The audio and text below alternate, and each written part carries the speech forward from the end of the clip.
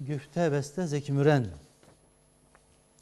Tekrar bana dönsen, yine beni sevsen, kalbimde sen, ruhumda sen, ne olursun bana sevgilim desen.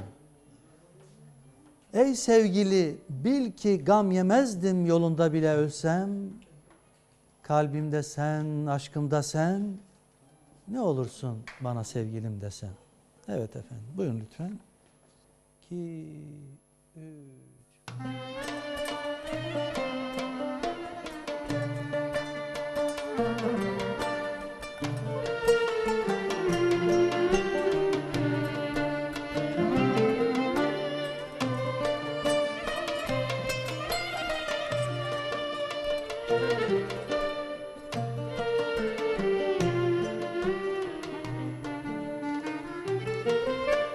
Tekrar bana dönsen,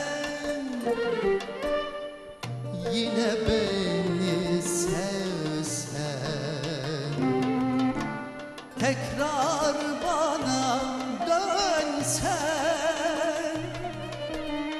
yine beni sevsen. Kalbimde sen, ruhumda sen, ne olursun bana sevgilim desen.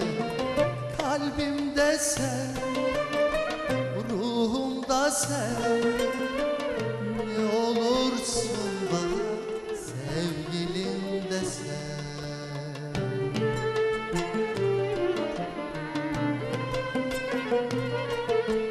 Ey sevgili, bil ki gam yemezdim yolunda bile ölsem.